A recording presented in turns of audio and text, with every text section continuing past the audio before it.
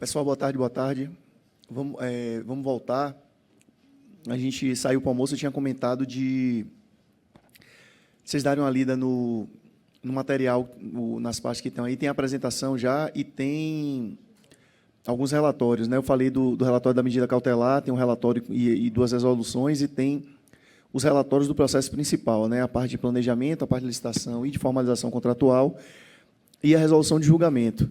Então, assim, eu queria que vocês dessem uma lida, leitura dinâmica, claro, só para ter esse contato com o material, e aí depois, na sequência, eu vou apresentando os pontos mais importantes. Daqui uma meia hora é o tempo que vocês darem uma lida e o pessoal retornar do almoço. Valeu? Está dentro da pasta VLT monotrilho, aí tem dois arquivos PDF, medida cautelar. Tem um que é medida cautelar relatório, outro medida cautelar resolução. É isso aí, achei. Pronto.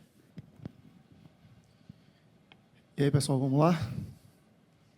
Eu esqueci de falar também, na pasta eu deixei a resolução da gente, lá dessa parte de PPPs e concessões. Mas tá. Antes de eu começar, teve alguém que leu o material, teve algum ponto que chamou a atenção, teve algum aspecto que chamou a atenção? Antes de eu começar a apresentação, queria trazer alguma dúvida, comentar alguma coisa. Os pontos principais estão aqui na apresentação, eu vou dar sequência, mas antes de começar, eu queria ver se teve alguma coisa assim que chamou a atenção de vocês, vocês queriam comentar. Alguém? Esse ficou bom, senão eu falo para cima. Então, beleza. Vamos dar sequência. Então, vamos lá. Esse projeto ele foi modelado em 2017. E aí a gente até fez um primeiro trabalho lá em 2017, mas o processo de modelagem ainda estava muito inicial, saiu um relatório, mas com pouca coisa, tá? E aí a gente chega em 2018, lembra que eu tinha comentado a questão da alteração do edital, o tal do ou outro modal equivalente? Esse edital ele foi republicado em fevereiro de 2018 com essa alteração. E aí a gente teve contato isso chamou a atenção da gente, tivemos várias reuniões com gestores,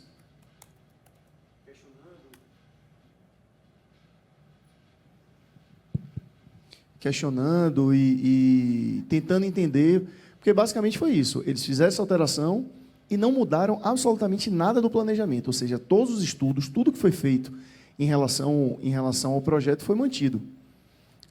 A gente teve reuniões com o pessoal do CGU, que fizeram alguns trabalhos na parte de mobilidade urbana ligada à Copa, conversamos com o pessoal do TCU, especializado na parte de mobilidade urbana, trilhos e tal. E aí, em julho, a gente emite a ordem de serviço da gente para poder formalizar os trabalhos. Quando chega em agosto, divulgação e homologação do resultado da licitação, 30 dias para a assinatura do contrato. E aí, o que aconteceu? A empresa que procurou, sinalizando que tinha a intenção de... ou que não fazia VLT, mas que fazia monotrilho, foi a empresa ganhadora e ela venceu a licitação sem desconto, tá? Foi a única participante da licitação e ela praticamente não aplicou desconto. Foi sempre a contraprestação máxima anual eram 153 milhões, a proposta dela foi pelos mesmos 153 milhões. E aí, quando chegou em setembro, sai a resolução do tribunal ratificando a medida cautelar para suspender a contratação. O contrato ele ainda não tinha sido assinado, tá? E no mês seguinte, outubro, sai o relatório de auditoria com a parte de planejamento e licitação. E aí a cautelar foi a sinalização de que tem um risco muito grande aqui, pare a licitação, o tribunal, o plenário acatou o pedido da auditoria. Em outubro, sai o relatório principal dizendo o seguinte, tanto que o processo licitatório, a auditoria entendia como ilegal, por conta do volume e da gravidade das irregularidades. Aí vou comentar aqui os pontos principais lá do relatório. Esse primeiro foi o que a gente sinalizou, imprecisão do objeto licitado, a possibilidade de licitar outro modal equivalente, sem que especificasse o que seria esse termo. Contraria o dispositivo das leis de licitações e tal. Concluiu-se que houve transferência da escolha pública para o privado. E aí, num primeiro momento, pode parecer algo formal, né? Uma discussão jurídica, enfim, mas a gente vai ver as implicações disso. Inexistência de autorização legislativa específica para concessão patrocinada, ou seja, aquela regra de que quando passa de 70% demanda a autorização do Poder Legislativo, não houve essa autorização, ou seja, o titular do controle externo foi excluído do processo. Uma das alegações dos gestores é de que o aporte não deveria entrar na conta. Aí, se você exclui o aporte, o volume de receitas fica menor do que 70%. Quando você inclui o aporte, passa de 70%. Então, ficou essa discussão aí de método, né? A ausência de consulta pública e ausência de consulta e audiências públicas quanto ao objeto modificado, ou seja, o edital foi alterado e republicado. Então, não teve qualquer tipo de discussão com a sociedade quanto às alterações. Inclusive, durante esse processo, a gente recebeu algumas pessoas lá no tribunal diretamente impactadas pelo projeto. Eu lembro bem de uma associação, que era a Associação de Marisqueiros e Marisqueiras da região do subúrbio de Salvador. Como eu falei, né, é uma região muito pobre da cidade e que você tem uma concentração grande de pessoas que vivem da pesca naquela região ali de praia, né? E eles utilizavam o trem do subúrbio não só como um modal de mobilidade urbana. Aquilo era parte da atividade produtiva deles, porque eles faziam todo o processo de pesca e tal, e eles levavam para uma região mais central da cidade, conhecida ali como comércio e tal, essa produção deles para ser vendida em algumas feiras que tem na região. E aí, com a alteração, na época o governo do estado divulgou algumas fotos e tal, o questionamento deles foi, mas com os vagões que eles estão apresentando, a gente não vai ter condição não vai ter lugar para a gente colocar mercadoria, principalmente pescado, né, que suja bastante, tem um cheiro forte e tal. Então, eles foram lá conversar com a gente, sinalizaram essa preocupação de que como é que isso impactaria na atividade produtiva deles.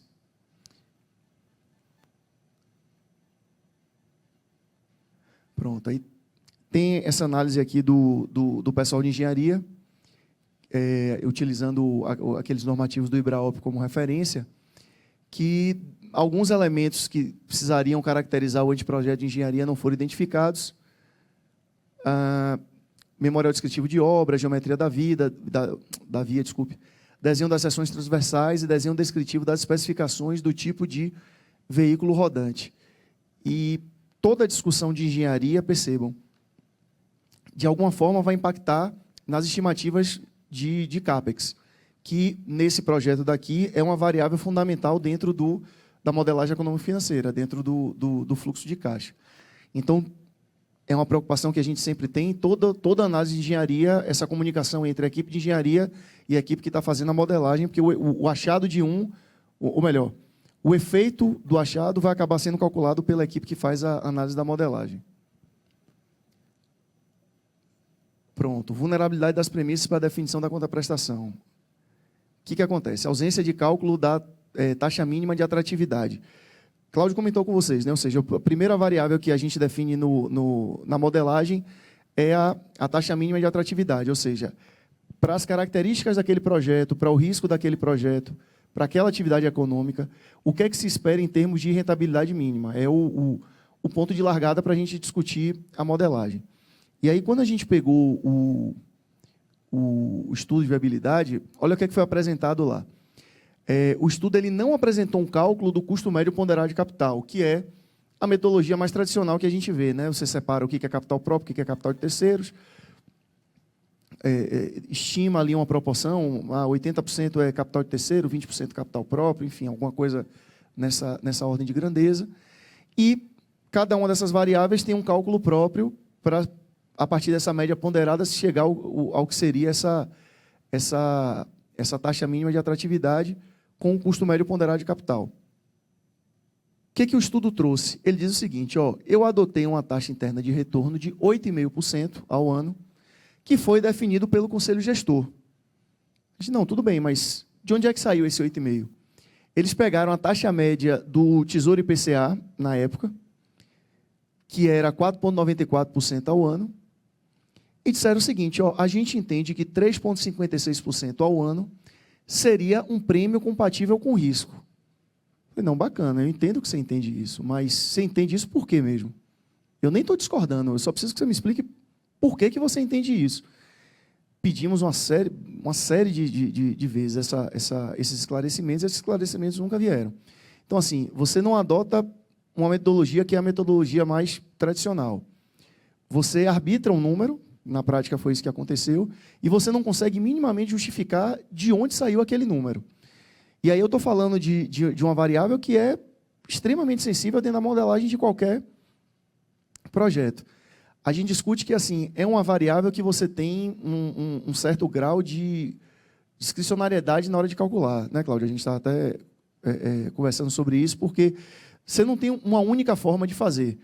Então, exemplos. Eu falei aqui, você pode adotar 80% do capital como capital de terceiros e 20% como capital próprio. De onde é que saiu esse parâmetro 80-20? Pode ser 70-30, pode ser 65-35, não tem uma regra para isso. Né? Quando você vai calcular o custo do capital próprio, você vai pegar uma janela de quantos anos? 10, 15, 20 anos? O que é razoável? Então, existe um grau de discricionariedade, existe uma certa flexibilidade no processo de definição desses parâmetros, mas alguma coisa tem que ter. Você não pode simplesmente dizer que eu acho compatível com o risco e acabou. E aí, uma das coisas que a gente trouxe foi o seguinte, ó. No pior cenário de demanda, ou seja, jogando a receita tarifária para baixo, e caso o serviço fosse insatisfatório, ou seja, se eu aplicasse toda a penalidade prevista para a contraprestação, considerando lá os indicadores de desempenho do contrato, 88,4% da receita total estaria garantida. Aí eu pergunto, uma modelagem dessa, que quase 90% da receita está garantida, eu posso falar em prêmio de risco compatível? É no mínimo questionável. Ou seja, vamos pegar aqui o pior caso, deu tudo errado. Prestação de serviço é horrível, desculpa. Prestação de serviço é horrível, demanda frustrada, o privado tem quase que 90% da receita garantida. Não me parece uma sinalização de alguma coisa que tenha um risco muito grande associado, mas enfim. Então, essa foi o primeiro alerta, né? Ou seja, eu não tenho segurança quanto ao indicador de rentabilidade que foi usado para poder fazer toda a modelagem, porque é aquela discussão, né? A contraprestação ela é uma conta de chegada. É um subsídio que o governo vai botar para poder deixar o projeto de pé. Então, qualquer 1% a mais ou a menos na rentabilidade, o impacto na contraprestação é gigante. Então, a gente já começa com essa dúvida. Aí, a outra discussão foi demanda versus capacidade operacional.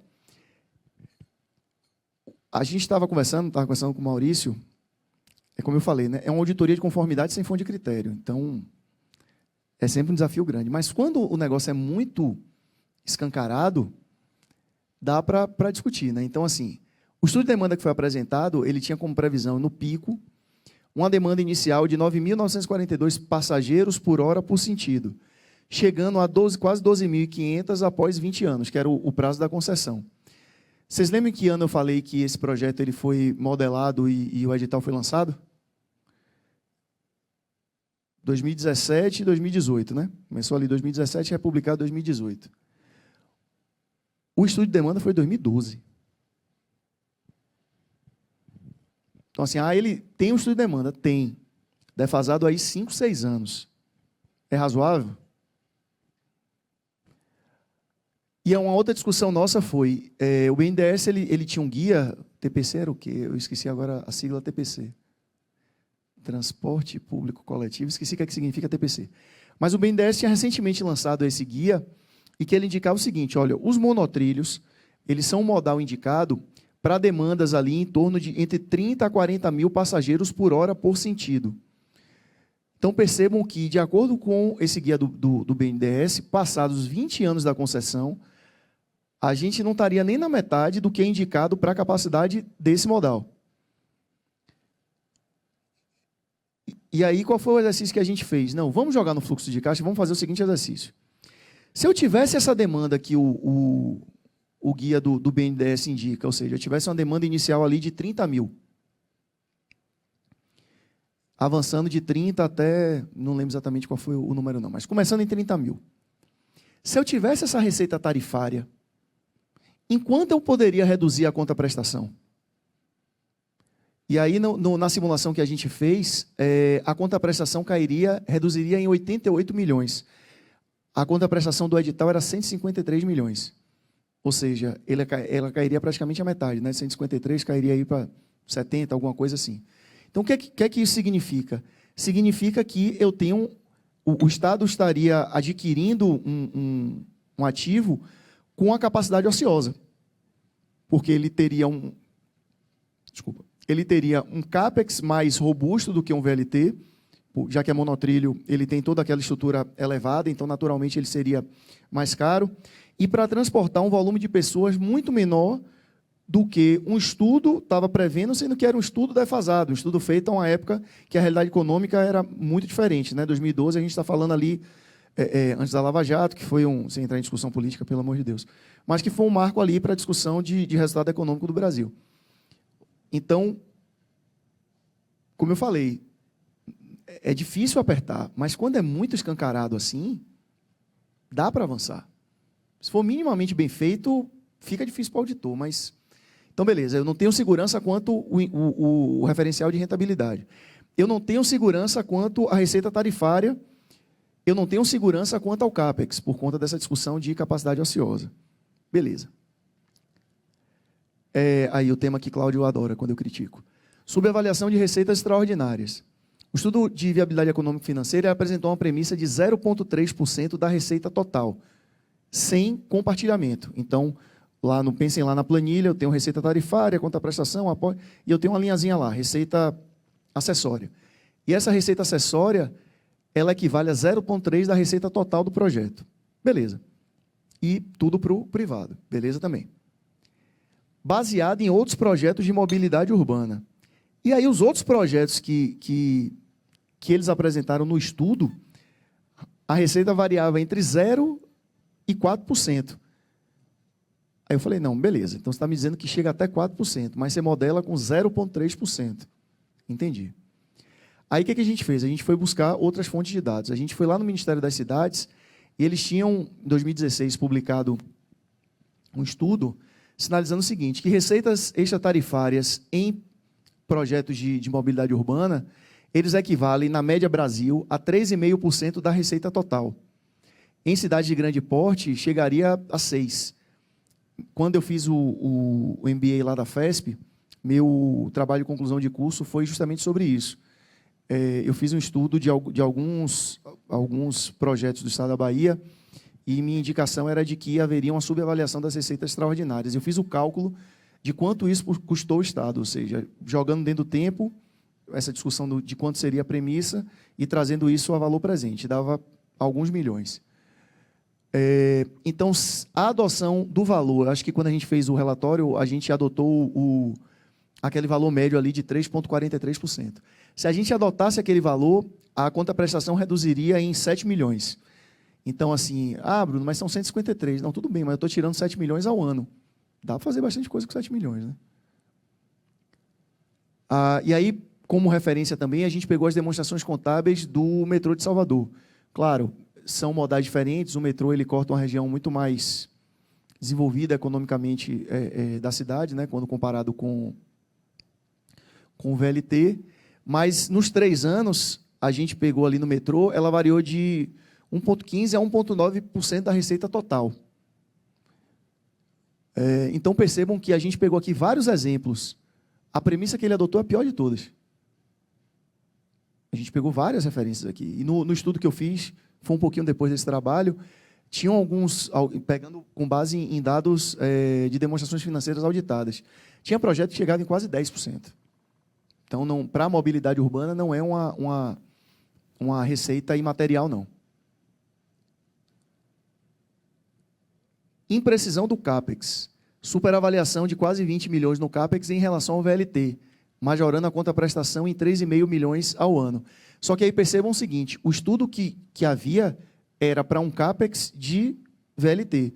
Então, com o que tinha de projeto e com o que tinha de orçamento, a gente chegou ali a um sobrepreço de quase 20 milhões e refletindo, fazendo esse exercício, né? Se eu tirar esses 20 milhões do CAPEX, isso impacta em quanto na conta prestação? Reduziria em 3,5 milhões. Quanto ao monotrilho, a ausência de estudos específicos impediu concluir quanto ao CAPEX, comprometendo o cálculo da conta prestação. Ou seja, se fosse VLT, eu já tinha um problema. Sendo monotrilho, vira um grande ponto de interrogação. Por quê? Eu não sei. Se eu não tenho um projeto, como é que eu vou saber quanto é o orçamento? Então, vamos lá, recapitulando. Eu não tenho vocês, com base no que eu apresentei aqui e com base naquilo que vocês conseguiram ler. Dá para ter segurança no indicador de rentabilidade do projeto? Não, se tiver, me digam. Eu posso estar errado, sem problema. Mas dá para ter segurança no indicador de rentabilidade do projeto? Não dá. Dá para ter segurança no CAPEX do projeto? Não dá. Dá para ter segurança na receita extraordinária do projeto? Não dá. Faltou o quê? Dá para ter segurança na receita tarifária do projeto, considerando a questão do estudo de demanda? Não dá. Aí eu pergunto para vocês. Vocês sairiam de um trabalho como esse, tendo o conforto de auditoria, de que os 153 milhões, que é a variável que foi licitada, é um número adequado, é um número razoável? De novo, eu não estou discutindo se é 151 ou 155, não é isso. Mas vocês conseguiriam ter algum conforto de que 153 significa alguma coisa?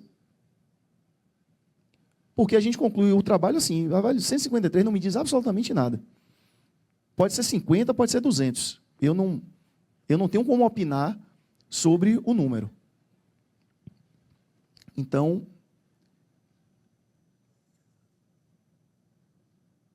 o que acontece? Pronto, aí agora a história começa a ficar mais engraçada.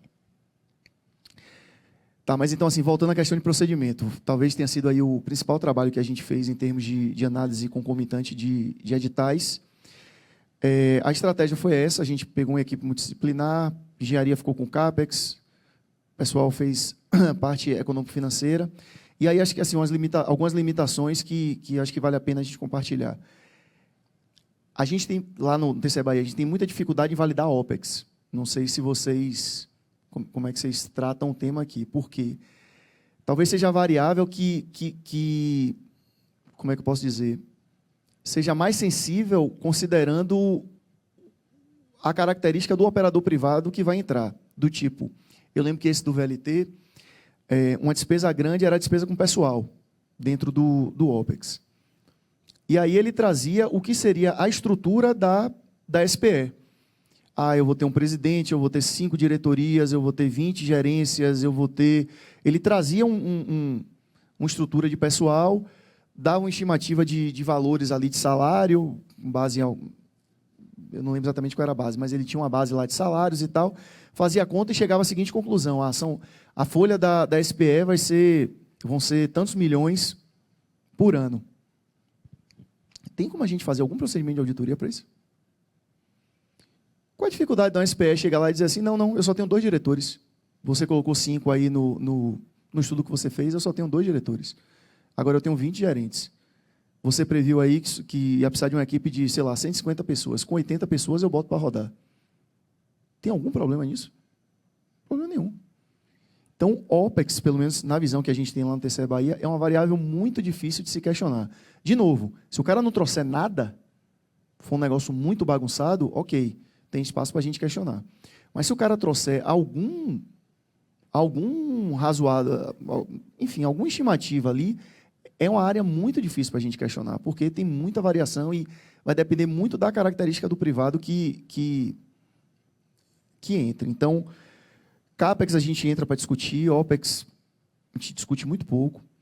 Receita tarifária também é uma área que a gente discute muito pouco. Por quê? Porque é isso. Se ele tem um estudo de demanda que seguiu lá alguma metodologia estatística e que é relativamente recente, utilizou dados confiáveis ali e tal, que procedimento de auditoria eu poderia fazer para poder dizer que aquele estudo está adequado ou não? Alguém tem alguma ideia? De novo, existe o estudo com dados confiáveis, dados recentes e com uma metodologia estatística que seja conhecida. O que eu, auditor, vou falar em relação a isso?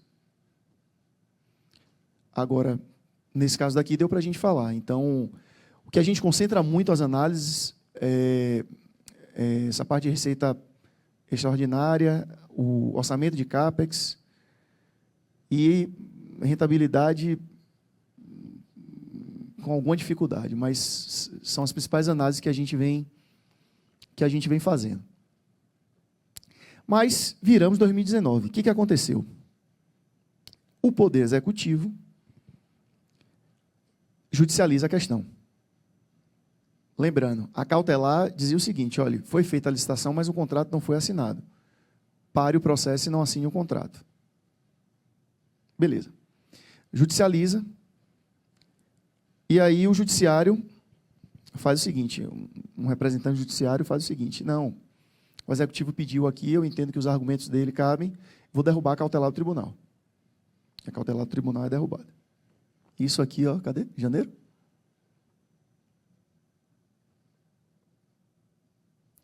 Janeiro, isso. Só que como é que foi essa suspensão? Quem tomou a decisão fez o seguinte: ó, eu concordo com os argumentos do executivo e vou derrubar a cautelar do tribunal. Num dia. Poucos dias depois, faz o seguinte: ó, eu vou me declarar impedido em relação a esse processo. Mas eu não vou revogar minha decisão de derrubar a liminar. Pronto, tudo bem. Então, vai ter um novo sorteio, mas o cenário é a cautelar do tribunal foi derrubada. O que é que o executivo fez? Em fevereiro, assina o contrato. Ou seja, a gente fez análise na concomitância, um projeto com muitos problemas. Aqui está um resumo. Vocês pegarem o relatório, vocês vão ver que é bem pior do que parece. Mas o contrato foi assinado. E aí, em julho, a gente faz um outro relatório, quando a gente tinha analisado o planejamento e licitação. Depois a gente faz a análise do termo do contrato assinado, e que a gente também sugere a ilegalidade do contrato. E em 2019 foram pagos quase 8,5 milhões ali em aporte, seguindo os eventos de aporte que estavam previstos lá no... Eram 100 milhões em aporte, eles pagaram 8,3.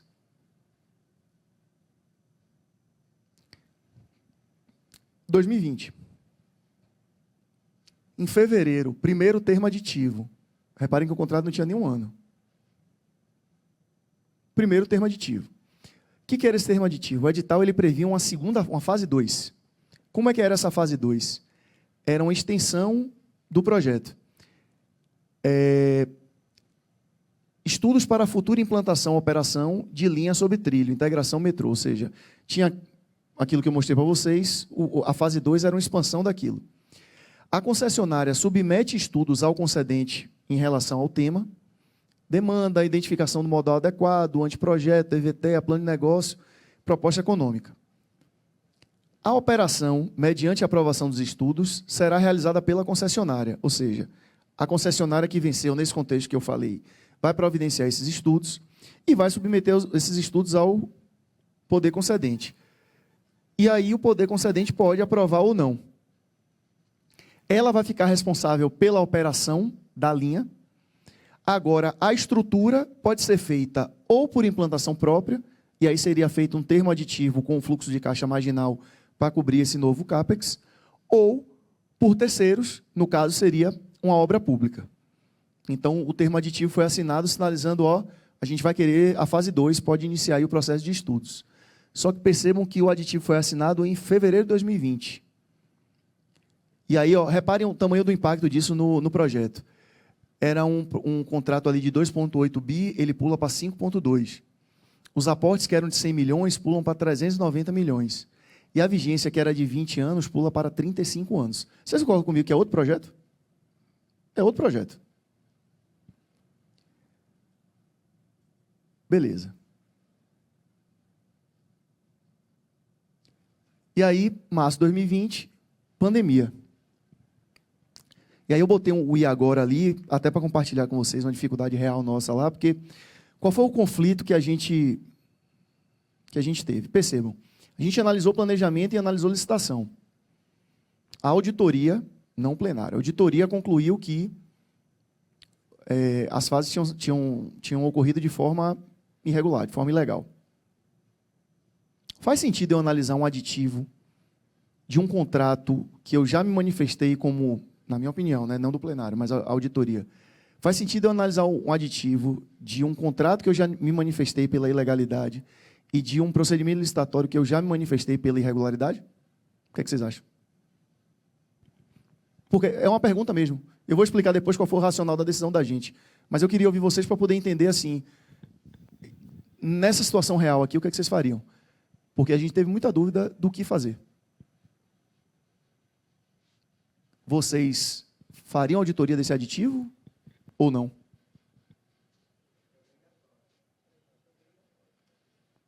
Ah, é verdade. Para vocês é obrigatório, né? Tudo bem. Vamos supor que não fosse obrigatório. Tá. Não é obrigatório. O que é que vocês fariam? Ou seja, iria junto, né? Não tem como eu ter um procedimento licitatório irregular, um contrato ilegal e o aditivo, enfim. E aí foi essa discussão que a gente teve lá, porque veio o edital, a gente, pô, não estamos falando de... Ou veio o edital, não, desculpa, veio o aditivo, e a gente foi pego de surpresa e falou, não, mas e aí? É um projeto novo, uma auditoria nova, um trabalho novo para ser feito. E aí a gente falou, não, vamos fazer o seguinte, e aí logo depois veio a pandemia, né? Não, vamos fazer o seguinte, vamos esperar o plenário se manifestar. A depender da manifestação do plenário, a gente avalia fazer a auditoria do aditivo ou não. Beleza, isso 2020. 2021, fevereiro, trens do subúrbio deixam de operar definitivamente. A tarifa do trem do subúrbio, ali eu peguei um vagão mais acabadinho, tem uns que estavam um pouco melhores do que isso aí. Esse aí está mais acabadinho. Mas percebam, a tarifa do trem do subúrbio era 50 centavos. Ele foi descontinuado e não foi colocado nada no lugar. E aí a população da região, que pagava 50 centavos para se locomover, passou a ter que usar o ônibus, uma tarifa de R$ 4,40. Vocês conseguem perceber o impacto na população desse local? Quer dizer, quem gasta R$ 1 por dia com deslocamento vai gastar 9. Multiplica aí por 22, 25. De novo, de uma região extremamente pobre da cidade. Janeiro de 2022, SEDU foi a secretaria responsável pelo contrato, Secretaria de Desenvolvimento Urbano. SEDU instaura processo administrativo para apurar descumprimento de obrigações do contrato. Junho de 2022, SEDU instaura processo administrativo para apurar descumprimento de obrigações do primeiro termo aditivo. Por quê? Se chegou à conclusão que o contrato não tinha condição de parar de pé, não tinha condição de ser executado. Mas teve alguém que avisou. Alguém avisou. E aí, finalmente, em 2023, o que acontece? O governo da Bahia oficializa rompimento do contrato do VLT. Só que o trem do subúrbio já estava desativado, tá? 2024. Aí sim, o processo principal. E aí vamos lá. Com a decisão do judiciário, saíram duas resoluções em relação ao trabalho da cautelar. A primeira ratificando a cautelar, né, mandando suspender o processo, e a segunda foi declarando a perda de objeto por conta da decisão do processo judicial. Quando chega em 2024, a gente tem um julgamento do processo principal, apreciação do processo principal, em que o plenário entendeu pela ilegalidade da licitação e do contrato, expediu algumas determinações aos gestores, com envio, inclusive, ao Ministério Público Estadual e à Assembleia Legislativa para conhecimento e adoção das providências que julgarem cabíveis. E aí começa a agonia do auditor. Manda a auditoria apurar o montante pago à concessionária como indenização e o aproveitamento numa futura contratação dos serviços e obras realizados. Por que esse comando para a auditoria? Imaginando que, eventualmente, possa ter ocorrido algum prejuízo ao erário. E aí a gente está com essa questão para poder monitorar. Perfeito. Isso em maio. Em junho, sai o edital 23001. Obra pública para implantação, agora sim, do VLT. Ou seja, o Estado rompeu o contrato e lançou, que era de PPP, e lançou agora um contrato de obra pública. No valor ali de 3,6, teve um descontozinho na licitação, acho que morreu em 3,3 bi. Teve uns 300 milhões ali, dividido em 3 lotes. Já teve aditivo? Não. A obra pública não é para executar exatamente eu botei uma foto aí. A obra pública é um projeto um pouco diferente. Deixa de ser monotrilho, volta para ser VLT e o traçado, a linha é uma lógica diferente. Tem uma foto aqui, eu vou mostrar. Isso em junho. E em julho, sai o resultado do consensualismo que foi mediado pelo TCU, não sei se vocês acompanharam. O TCU mediando a controvérsia entre o Estado da Bahia... Desculpe, na verdade, a controvérsia era entre a empresa privada do VLT de Cuiabá com a Prefeitura, a Prefeitura de Cuiabá e o Governo do Estado lá do Mato Grosso. E aí surgiu a ideia de, não, por que o Estado da Bahia não compra esses vagões lá? Porque esse VLT de Cuiabá, ele era um daqueles projetos lá da Copa, em que se começou a obra, os vagões chegaram, mas a obra paralisou e nunca aconteceu. Então, existia essa controvérsia lá, entre Prefeitura, Governo do Estado, empresa privada, até a empresa que fabricou os vagões estava na discussão. A concessionária, a empresa que produziu os vagões, a Prefeitura, o Governo do Estado, enfim. O TCU entrou para mediar, e aí o que aconteceu? Houve a venda, não só dos vagões, mas de trilhos, de outros materiais do Mato Grosso para o Estado da Bahia. E aí esse material que foi comprado, ele vai integrar, ou seja, eu tenho uma obra pública e agora eu tenho uma parte dos equipamentos. E aí, na apresentação de Cláudio, ele comentou ali que o VLT já entrou na carteira de projetos. Você tinha mostrado, tinha presídios, tinha... O aeroporto saiu, mas tinha lá uma indicação de... Me chamou a atenção. Porque, qual era a discussão nossa? Se ele está fazendo como obra pública, faz sentido a operação ser PPP? Porque assim não vai ter mais CAPEX. Parte do investimento parece que ainda não foi feito. Não é só o trem, os trilhos, não. Parece, tá? Não chegou ainda. Estou dizendo que eu sei por alto. Então, estou falando uma coisa aqui sem ter 100% de certeza. Mas parte do investimento... Não será usado contra você, fique tranquilo. Não, eu sei. Mas parte do investimento não é... Tem uma... Porque, pensa o seguinte. 4 bilhões, 3 bilhões, a gente está falando de bilhão. Se sobrar 100, 200, 500 milhões, ainda consegue ser PPP. Não sei se vai ser não, tá? Não. Estou dizendo que entrou, é para estudo. O estudo ainda está no início, não sabe o que vai acontecer. Eu entendi. Me chamou a atenção porque eu fiquei imaginando assim. Tem uma coisa que é cara, se não me engano, esqueci o nome, que eu lembro do metrô, é tipo... É um mecanismo de controle para os trens não bater, etc. Tal. Não é só o trem em si, não é...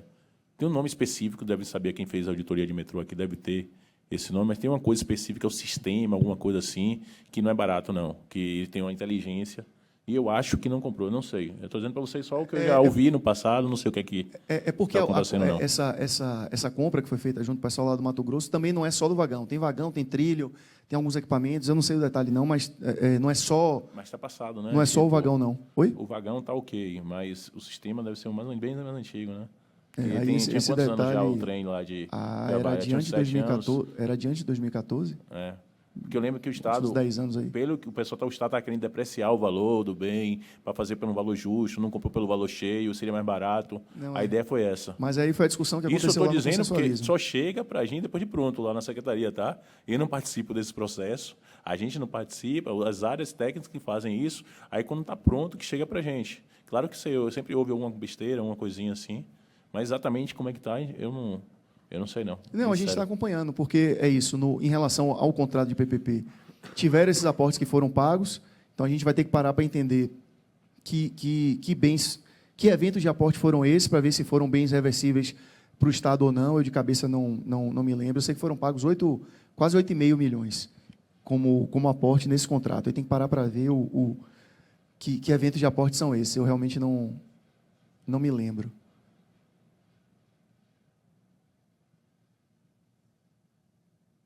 E aqui, aí, como eu falei, quem não conhece Salvador tem uma ponta que fica aqui, ó, que é o Farol da Barra. Então, o lado de lá é o lado mais desenvolvido economicamente da cidade, e o lado de cá é o lado mais pobre da cidade.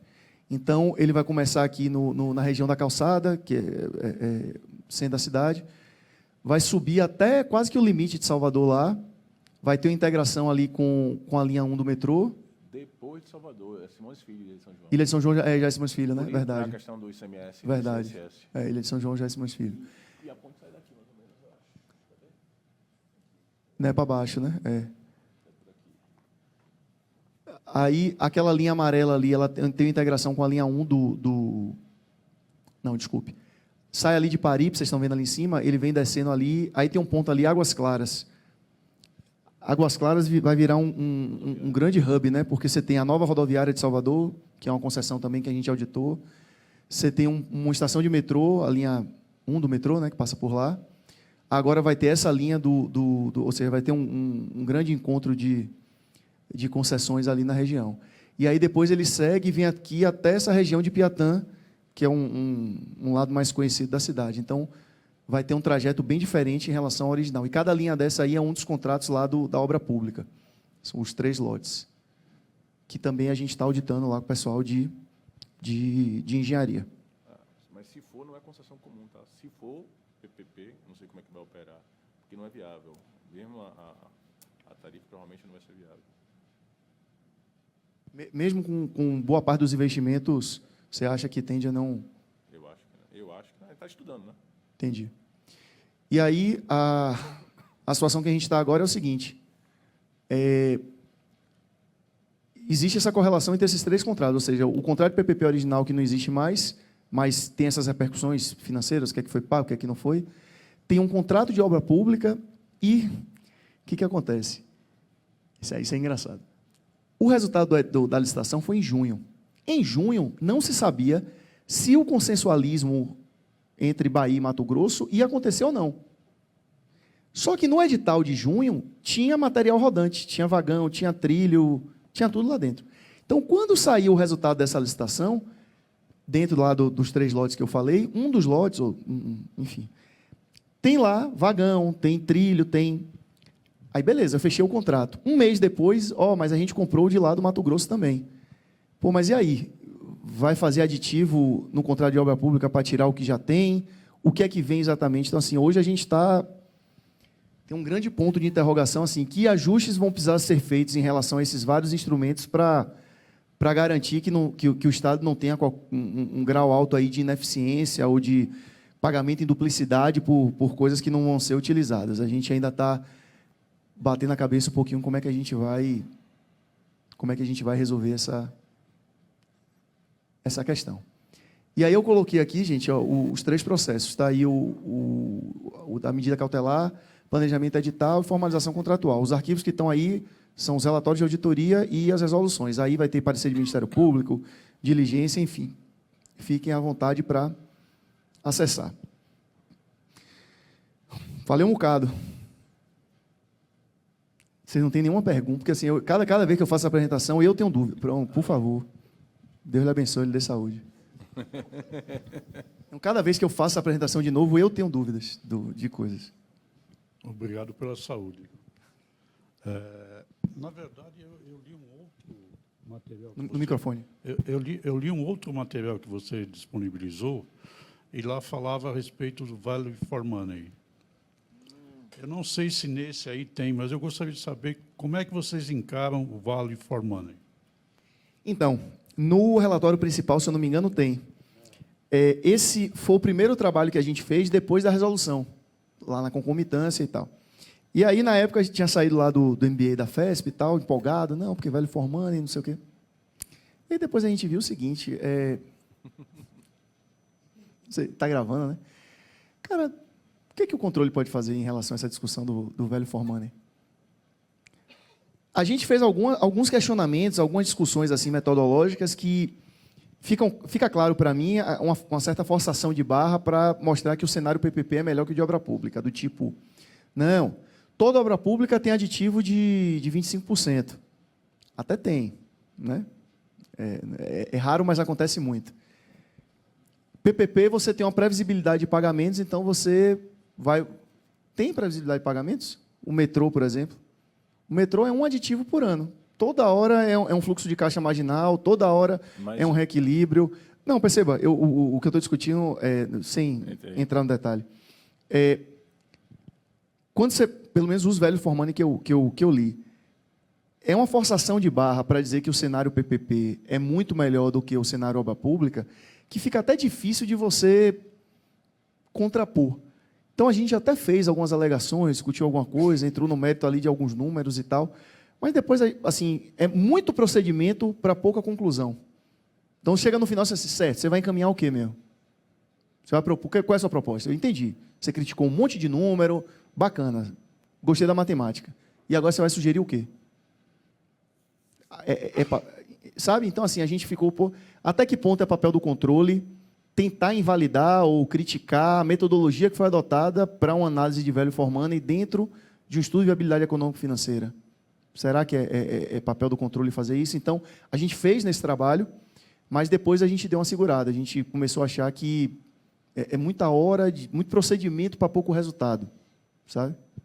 Não sei nem se a gente está certo em fazer isso, mas foi um entendimento que a gente internamente chegou. Não sei se alguém aqui já teve a oportunidade de ler ou de criticar alguma análise dessa de value for money.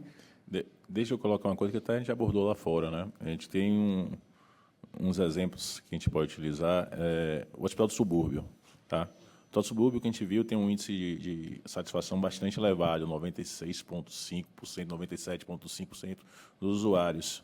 A gente conversando à época com a superintendente lá, o que é que ela passava para mim? Tipo, a gente não tem uma coisa materializada fisicamente. Tem um documento que prove isso. Mas o que ela colocava para mim, a percepção dela, era o seguinte, que o leito do subúrbio, apesar de ser o custo-dia, digamos, se o custo-dia do leito de UTI fosse, sei lá, 2.500 e o do setor público fosse 2, dando um exemplo que não é o exemplo exato, mesmo que fosse, ela falava que a rotatividade do leito do subúrbio, o cara entra, faz o exame, é atendido e tem a alta, é muito mais alto. Então, o que acontece? Você pode pensar, se você chegar e comparar o custo do leito, possa ser que o do subúrbio seja mais caro. Mas, quando você vê, olha, quantas pessoas entraram aqui no mês e rodaram? 2.000, sei lá. No hospital particular, 1.000. Então, para o comparativo, não é apenas o custo que o pessoal tem que ver, olha, quanto ele consegue ser eficaz em relação ao hospital público. Isso é muito difícil. Por que é difícil? Qual o gestor público que vai tentar fazer estudo para mostrar a ineficiência do outro hospital que ele mesmo administra? Nunca. Ele não vai botar a cara para fazer isso. Mesmo que a gente sabe, que a gente vê que existe. Então, fica muito no sentimento, tá? Tipo, eu acho difícil, tá? A não ser que vocês do TCE contratem um estudo para fazer isso, para verificar isso, o setor público ter a vontade de fazer isso porque ele vai, beleza, estou valorizando um projeto meu que é PPP, e os outros, que não são, são a maioria. Então, possivelmente, na prática, não estou falando do value for money que é prévio, tem gente que defende até o value for money posterior, mas aí eu acho que fica essa dificuldade para o executivo fazer isso, em minha opinião. E ainda tem uma discussão aí. Quando a análise que a gente fez foi em relação ao value for money, aspectos quantitativos. Tem a parte qualitativa. Como é que a gente discute a parte qualitativa? Sabe? Então, assim, a gente, nesse trabalho especificamente, tem uma análise sobre isso, mas a gente meio que abortou. Chegou à conclusão que não vale a pena. Deixa eu só completar. É que eu fico imaginando o conselheiro. Ele tem que tomar uma decisão. Não conhece tecnicamente aquilo lá. Ele fala assim, não, mas isso aqui é melhor do que eu tinha? Como é que eu respondo essa pergunta? Porque a pergunta que vem para a gente é isso aqui é melhor? E como é que eu vou saber se é melhor? Eu também não sei. Só que eu preciso falar para ele se é melhor ou não, entendeu? Mas como assim melhor? Para quem? Não, melhor em que aspecto? Por que você está fazendo uma PPP? O que justifica você fazer uma PPP e não fazer pelo próprio órgão público? Não fazer diretamente? Você fala, por exemplo, uma rodovia. Isso, uma rodovia. Eu tenho uma isso. rodovia que hoje é gerida pelo poder público. Isso, por que tomar a decisão de fazer uma PPP ou uma concessão e não manter o... Não é o value for money que deveria dar essa resposta? Não, deveria, mas é aquilo, né? Papel e planilha aceitam tudo, né? Eu sei, então, mas eu fico me colocando, como é que eu vou convencer alguém que vai tomar uma decisão de aquilo que ele está fazendo é melhor? Porque ele tem que saber disso. Ou então ele vai pelo feeling. E aí o auditor também vai pelo feeling. Em tese, Eu eu vou acho fazer porque que... todo mundo está fazendo, é isso? Né, eu acho que você pode comparar os resultados do que está acontecendo. Tipo assim, eu sei que, por exemplo, não existe nenhuma PPP disso aqui no mundo. É difícil, mas, olha, talvez você compare os resultados de PPPs existentes. Tipo, eficiência, é isso dizendo, é um trabalho muito subjetivo, porque nem existe metodologia então. de você comparar essa externalidade, tá? É tipo, se fosse para ir de fato no ganho, que não é só o financeiro, tá? Estou falando um ganho população, prestação de serviço, o que for, atraso de obra. O metrô de Salvador ficou 10 anos sem ninguém rodar. A prefeitura tem superfaturamento, obra, Ministério Público... Desculpa. O Ministério Público parando, fez uma PPP, em 2, 3 anos estava rodando. Tipo, aí quando você vai pensar nisso, olha, o exemplo de Salvador com o Bitmark, o PPP é mais vantajoso do que o executar, porque vai dar problema disso. Claro, utilizando os elementos que nós já temos em relação ao que já aconteceu nos outros lugares. Sim. Então, Você talvez a deve justificativa seja, olha... Você deve ter experiências ruins também. Veja, deixa eu só esclarecer, eu não sou contra a PPP. A minha sensibilidade diz é melhor. Mas eu não saberia provar por que é melhor. Eu não consigo. Alguns exames que eu fiz de PPP, eu falo, bom, não sei se é melhor ou se não é. Só o resultado futuro é que vai me dizer. A gente está lá, a gente está tentando, a Secretaria Executiva de PPP, claro que não é exatamente isso, tá? Mas é uma coisa próxima disso. Contratar é um estudo e tente verificar qual foi, não a vantajosidade da PPP em relação a outro projeto feito pelo setor público, mas as externalidades positivas desse projeto. Tipo, quando eu coloquei aqui, o metrô, 18 dias, etc. Tal, entendeu? Por exemplo, a gente talvez possa ver o subúrbio, a quantidade de falecimento no estado grave, tal, é, sei lá, 2%. No outro hospital é 6%. Tá? Então, eu não sei se vai vir assim, tá? A gente está tentando contratar algum tipo de estudo, algum técnico, alguma coisa nesse sentido. Está bem incipiente isso. Que tente verificar os efeitos positivos da PPP. E nisso aí, talvez, eu não sei se vai vir assim, tenha algum tipo de comparativo com outros hospitais. Provavelmente não vai utilizar a Bahia como referência, mas Brasil, para não ter esse problema de comparativo em relação a isso. Não sei se eu te respondi em relação a isso, mas é um elemento, entendeu? Não, é porque é uma resposta que não pode ser feita difícil. em tese. É uma resposta que é difícil fazer em tese. Sim, assim, sim. Acaba tendo que ser no caso a caso. Vou te dar um exemplo. Eu mostrei ali eu comentei ali o painel CNT de transportes, né, da parte de rodovias. Não sei se você conhece o painel, mas quando você consulta ele tem um campo lá que você consegue separar rodovias que são geridas pelo poder público de rodovias que foram concedidas. Eu vou ver se eu consigo logar aqui depois para mostrar. A diferença de resultado é absurda. Então, assim, para rodovias, me parece que não tem muita discussão de que quem tem uma malha rodoviária, é o caso de São Paulo, por exemplo, né? Quem tem uma malha rodoviária que foi amplamente concedida, tem empiricamente resultados melhores do que quem está com estradas sendo conservadas, né, mantidas pelo poder público. E aí, se a gente for discutir caso a caso, vai muito da experiência do usuário e tal. Por exemplo, meus pais tinham uma casa de praia lá na ilha de Itaparica. O acesso à ilha de Itaparica, principalmente de carro, é até hoje via ferryboat. E lá em 2012, tinha uma concessionária lá, a TWB. Era um serviço tão ruim que o Estado tomou a decisão de fazer uma intervenção na TWB. Expulsou a concessionária e a AGERBA, que é a agência reguladora, puxou a operação para ela. Acho que ela ficou operando durante um ano e meio. Provavelmente o tempo de operação da AGERBA foi o pior dos 3. Ou seja, com a TWB era ruim, com a AGERBA ficou pior. Aí eles fizeram um contrato emergencial para pegar uma concessionária que é a que está até hoje. Então, assim, isso é regra? Não sei. Então, é muito do aeroporto. Dá para discutir se os aeroportos que foram concedidos aqui, alguns deles foram para a relicitação e tal, porque o projeto não ficou de pé, ok.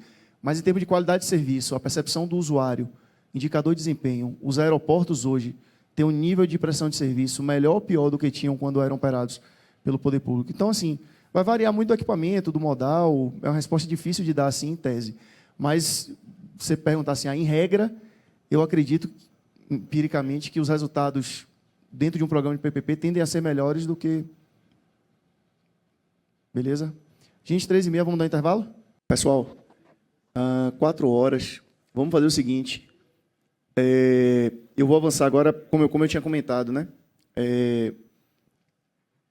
O VLT monotrilho é um exemplo bom para auditoria feita na concomitância, né? Eu sei que aqui vocês não fazem, mas acho que é um exemplo bom do como poderia ser feito, né? E aí, que são aquelas etapas 1, 2 e 3 da resolução da gente. Aí, um outro exemplo que eu trouxe agora está relacionado à etapa 4, que é a etapa de execução contratual. Ou seja, é uma concessão de rodovia em que a gente analisou 2 termos aditivos. Eu vou fazer o seguinte, eu vou começar aqui a apresentação para vocês entenderem o que é o projeto, e aí depois vocês vão para aquela parte de leitura. Acho que não vai dar para a gente terminar hoje não, mas de qualquer forma a gente já adianta um pouquinho, tá? Pronto, alguém aqui já foi em Salvador, já subiu lá para a linha verde, conhece a estrada daqui?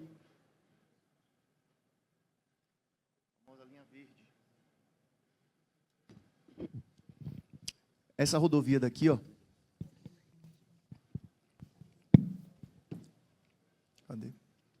Não chega lá, não. Essa rodovia ela sai ali de Lauro de Freitas, que é um município colado com Salvador, é onde tem um aeroporto. A gente já foi em Salvador, pousou ali em Lauro de Freitas. E essa pista ela sobe por todo o litoral norte até divisa ali com Sergipe. E aí tem um ponto turístico ali que talvez seja o mais famoso aí no meio do caminho, que é Praia do Forte.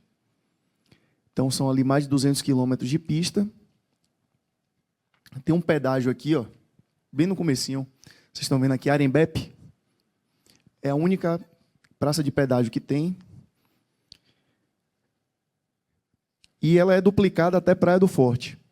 Então, quando a concessão foi feita, esse pedaço todo era pista única. A concessão incluiu a duplicação até ali Praia do Forte, que é o pedaço que tem mais demanda, né, tem mais fluxo. E a praça de pedágio fica ali em Arembepe. O edital é lá de 99. Recuperação, melhoramento, manutenção, conservação, operação e exploração da BA 099. Prazo de 25 anos, taxa de 12%, investimento de 70 milhões. E aí esse edital é curioso porque assim, ó, ele tem... Quais eram os critérios, né, de disputa? Prazo máximo das obras era um critério, ou seja, quem apresentasse a proposta ia ter que trazer um cronograma limitado a 8 anos de obras. E os critérios eram menor participação estadual nas obras. Repare que o edital é de 99, ou seja, a gente ainda não tinha lei de PPP. E aí o edital ele previa que o Estado poderia colocar dinheiro, apesar de ser uma concessão comum. Não sei, só sei que foi assim. Não sei, só sei que foi assim. E o outro critério seria o menor tempo de execução das obras. Então, imagine um edital. Ó, beleza, me apresente aí um plano de negócio, seu cronograma do CAPEX tem que estar limitado a 8 anos, me diga aí se você vai precisar de dinheiro do Estado ou não, e o critério para escolher o melhor vai ser aquele que apresentar o menor cronograma de CAPEX. Basicamente era isso. Eu sei, é estranho, mas é assim. Foi assim. E aí um contrato de 2000, assinado, fevereiro de 2000, tarifa inicial de 2,5, hoje, Ave Maria, deve estar... É porque eu tenho sem parar, eu nem sei mais quanto é, mas acho que deve estar uns R$20, sei lá. Não é não? Olha aí, final de semana deve estar uns R$20 já. Tarifa 2,5 e 3,5 era a diferença dia de semana e final de semana, tá? Após recuperação emergencial.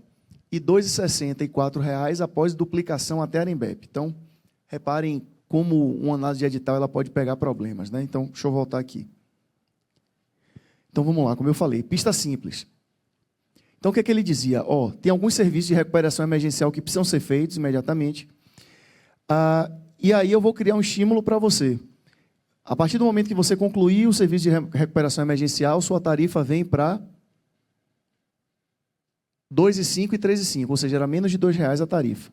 Então, se você fizer, quanto mais rápido você fizer a recuperação emergencial, mais sobe sua tarifa. E a duplicação até Arembepe, que é esse pedacinho aqui menor, Lauro de Freitas Arembepe, a partir do momento e Arembepe é onde tem a praça de pedágio, ou seja, se você concluir, quando você concluir a duplicação até Arembepe, sua tarifa sobe para R$ 2,64. Vocês conseguem ver algum risco nessa modelagem aí? Ah, lembrando, o escopo é a duplicação até Praia do Forte. Ele está falando ali o quê? Quando você duplicar até Arembepe, que é menos da metade ali, eu te dou esse acréscimo de tarifa. Mas o escopo total de CAPEX é até Praia do Forte. Vocês enxergam algum risco dentro desses parâmetros aí da modelagem? Qual risco vocês enxergam? Hã? Você já foi operador de rodovia? Pois é. O que acontece? O pacote de incentivos que foi ofertado, ele quase que cria um estímulo para o operador fazer o seguinte. Então, beleza, faça logo a recuperação emergencial, acelere a duplicação até Arembepe e depois pare.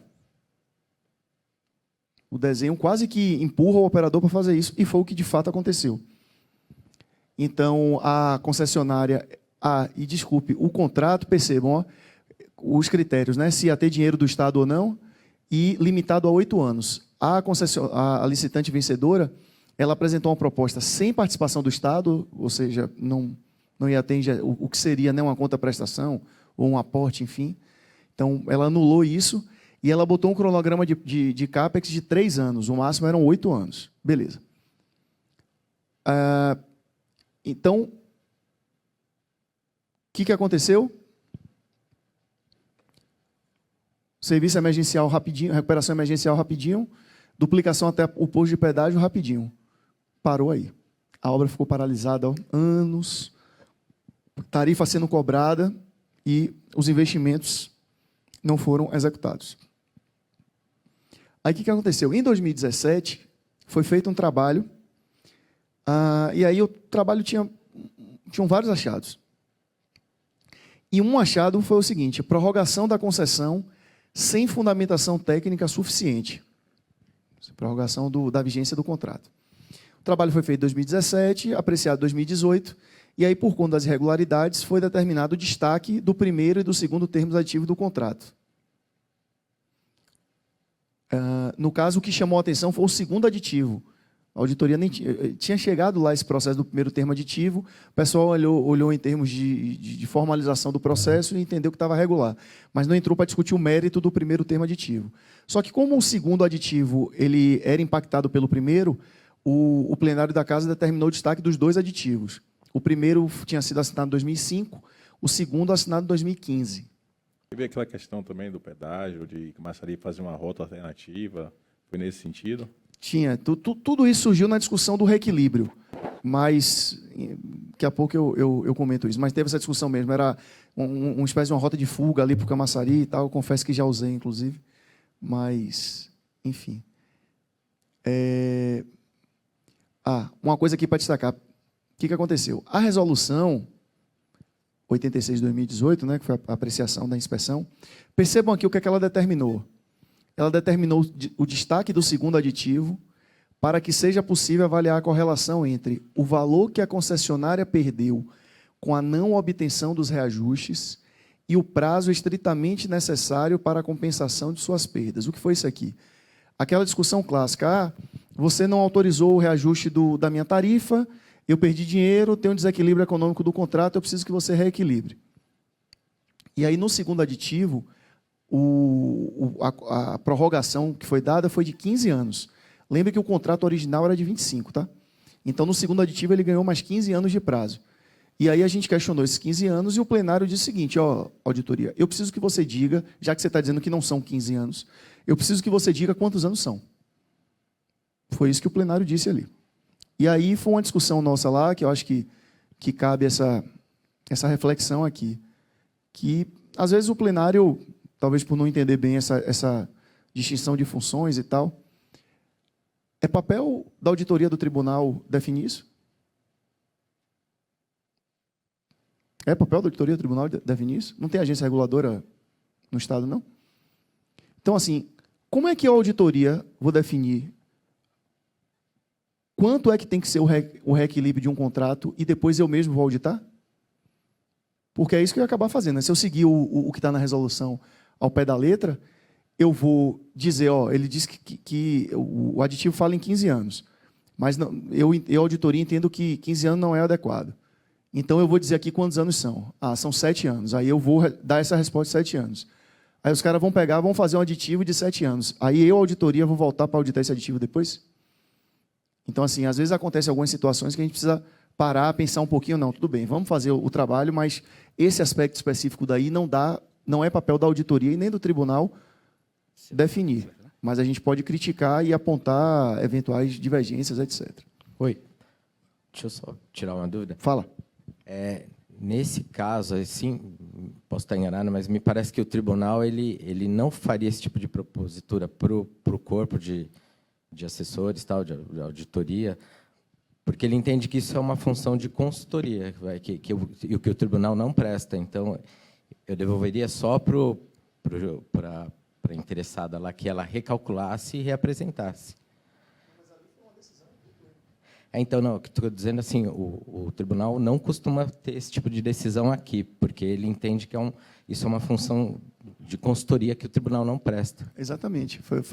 É o título ali do... Cadê? Segregação de função. Não é papel da auditoria fazer isso. Tudo bem, tem desequilíbrio, vamos discutir se tem ou se não tem, se é a favor do Estado, se é a favor da concessionária. Até porque você pode reequilibrar um contrato de 1000 formas diferentes, seja com indenização, seja com tempo. É a auditoria que vai dizer que vai ser por tempo e por quanto tempo vai ser. Então, a gente recebeu a resolução e falou, não, mas peraí, vamos com calma. Porque senão cai justamente nesse conflito aí, né? Depois de auditar alguma coisa que você mesmo propôs. Exatamente. Deixa eu só perguntar uma outra coisa.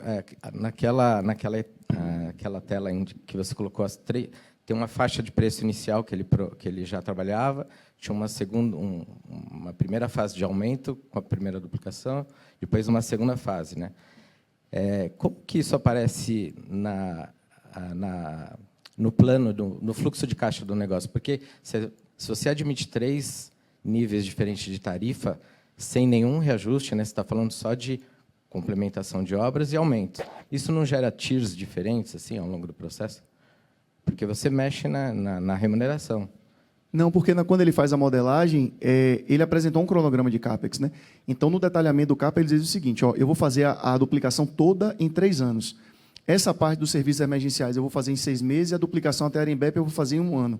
Então, nos primeiros 6 meses, a receita tarifária, ele vai fazer a demanda vezes o valor daquela tarifa. Então, alcancei esse gatilho, minha tarifa subiu. Só que na modelagem, ele não vai... Porque essa modelagem não foi feita com inflação. Essa modelagem, o valor da tarifa, ele é fixo ao longo dos 25 anos. Lá no contrato, ele disciplina como é que seria o reajuste dela. Mas na modelagem, ele adota o valor básico de tarifa. Ele só muda a partir dos gatilhos que estão lá no plano de negócio dele. Então, nos primeiros 6 meses, a tarifa eu não lembro a tarifa inicial, mas vamos supor que fosse 1,90. Então, pronto, vai ser 1,90 vezes a demanda. Depois de 6 meses, eu fiz os serviços emergenciais. Opa, vou ter o direito de subir de 1,90 para 2,5. Aí, a partir dos 6 meses, ele vai fazer o 2,5, vezes a demanda. Depois de 1 ano, eu cheguei em Arembep. Pula de 2,5 para... não lembro o valor. Dali para frente é a demanda vezes essa nova tarifa. Mas a TIR, ele vai pegar o fluxo como um todo. Entendeu? Mas isso, de alguma forma, gera um benefício para ele, né, essa antecipação. Porque, senão, se ele não mudasse a TIR em favor dele, ele não teria esse não, na verdade ele não muda a TIR. Né? Você tem o plano referencial do Estado, que foi o que estava no edital, só que, lembre, o critério ele era variável. Então, cada licitante que apresentou, por exemplo, eu sou licitante, eu acho que eu consigo fazer em 3 anos. Naturalmente, eu vou ter um valor de TIR. Se você acha que você consegue fazer em 1 ano, sua TIR vai ser diferente da minha, porque toda a modelagem vai ser diferente. E aí, lembrando, eu não tenho o que ajustar aí, porque não tinha outorga para pagar, nem tinha conta-prestação ou aporte a ser pago. Então, licitantes diferentes vão apresentar propostas com taxas diferentes, entendeu? Lembrando que é um edital de 99, né? Então, muita coisa mudou, muita coisa evoluiu de lá para cá. Queria falar alguma coisa, Cláudio? Queria falar alguma coisa? Não, eu tinha entendido que a pergunta, não sei se foi essa, tá? Que a TIM mudou em relação a projetada e a real, é isso que você tinha perguntado? Ou se é projetada, é projetada? Tipo, eu tinha entendido, não sei se foi isso. Se o deslocamento, teoricamente, do investimento fez com que, a título do projeto, se você fosse fazer um reequilíbrio, teria que ser um reequilíbrio a favor do Estado, porque ele deixou de investir no ano 1, investir no ano 4, 5, 6, em relação a isso. Claro, que aí teria que compensar com as outras coisas que aconteceram, que eu sei que eu moro lá, né? Não tem reajuste, não tem isso, tem outras coisas que aconteceram. Teve rota de fuga, que entrou um prefeito lá em Camaçari na época, ele disse, olha, não quero pedágio, vou botar uma rota de fuga. Aí teve várias discussões. E eu não nem passar pela PPP, tá? Eu estou falando como usuário e cidadão. Tá? Mas essa discussão daí aconteceu na discussão de reequilíbrio, essa questão da rota de fuga. Aqui o que a gente está falando é na modelagem ainda. Não, eu sei, não. É porque na execução, você está falando da execução também, que a execução, o cara depois pegou a obra, não construiu no período que estava lá, porque o incentivo dele é construir até Arembepe. Depois de Arembepe, ele não construiu. Não, mas essa parte do plano de negócio ele cumpriu. Não, depois de Arembepe. Não, o depois eu não cheguei ainda. Entendeu? Depois vai chegar ainda. Mas o que eu estou querendo dizer, acho que a pergunta dele foi, você tem tarifas diferentes dentro do mesmo fluxo de caixa, o que naturalmente vai mudar sim. E aí vai depender muito do licitante. Então, sua eficiência, eu acho que eu consigo fazer em 2 anos, ou não, eu só consigo fazer em 8. Então, se você só consegue fazer em 8, você vai demorar para ter esse benefício da tarifa, naturalmente sua rentabilidade vai lá para baixo. Mas aí é do jogo. Deixa eu colocar. A gente às vezes a gente fez isso, se não me engano, em alguns projetos da gente, quando é PPP, a gente às vezes, você pode antecipar, sim. A construção você vai cobrar sua tarifa, mas você não vai receber sua contraprestação, porque eu estou mexendo com orçamento público. Então, tipo, apesar do benefício para a sociedade vir antes, que é a utilização de um serviço com maior qualidade, etc., tal, porque ele tem que fazer uma obra, ele vai conseguir, em muitos projetos da gente, se ele conseguir antecipar, cobrar a tarifa do usuário. Mas a contraprestação pública, ele só recebe a partir do período X. A partir dali da frente, né? Porque se ele atrasar, ele perde. Tem essa questão, porque mexe com orçamento, a gente não pode deixar na mão do privado, olha, vou receber antes. Como você vai receber antes, se não tem um orçamento para isso? Então, mesmo que ele conclua o investimento antes, ele comece a operação antes, não necessariamente ele vai receber a contraprestação? Não. Sabia não. Nesse caso específico, não. Sabia não. Mas tá, beleza. Então, a gente falou aqui de segregação de função, maravilha. A 052, inclusive, para receber antes, ele quis fazer um aditivo, aí começou a dizer que é benefício para a sociedade, aí etc e tal. Aí o Estado chegou, olha, beleza, você vai entregar antes, mas era muito antes, tá? Era, sei lá, 4 anos, eu não lembro exatamente o tempo, foram 4 anos, entregou 2. Entendeu? Ele antecipou bastante. Então, para isso, ele, olha, eu quero entregar antes, mas eu não vou entregar antes se o Estado não reequilibrar. Vocês aceitam reequilibrar, o Estado sentou, parece que aceitou reequilibrar e foi feito o contrato. Mas o Estado vai dizer, não vou, o contrato é esse. Então, o Estado, no contrato, não teria que pagar esse valor. Então, pessoal, vou pedir para vocês o seguinte, está aí como linha verde, se eu não me engano, na pasta. Eu queria que vocês dessem uma olhada no relatório da auditoria. Tem algumas planilhas que a gente usou como suporte para... Como eu falei, né? Esse relatório ele tem vários achados. Para cada achado desse, a gente levava para a planilha do plano de negócio lá do privado, e aí a gente fazia umas simulações para poder estimar mais ou menos ali o efeito. Então, eu queria que vocês dessem uma lida no relatório, dessem uma olhada nas planilhas ali de suporte e ter uma diligência, porque ela tem uma discussão entre o concessionário e tal, depois eu conto um pouquinho mais no detalhe. Vamos dar uns 30 minutos, e aí a gente avalia se a gente volta hoje ainda ou deixa para continuar amanhã. Beleza?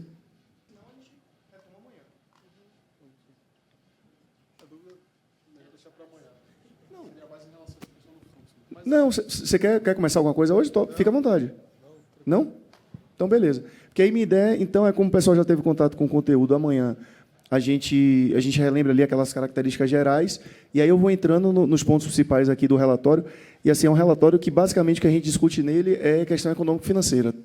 São aditivos, mas a discussão jurídica, você vê que a gente não enfrenta ela, a discussão é muito mais... Vocês fizeram uma modelagem para discutir reequilíbrio que está equivocada. Então, eu vou passando os principais pontos ali, o entendimento da gente e tal, e aí, depois, na sequência, a gente já vai avançar para ponte, consensualismo, etc. E aí, Cláudio está com alguns exercícios também que ele acabou passando meio acelerado ali na hora, que é provavelmente no final da tarde, amanhã, a gente vai fazer com um pouquinho mais de calma. Beleza? Então, pronto. Valeu, pessoal. Obrigado.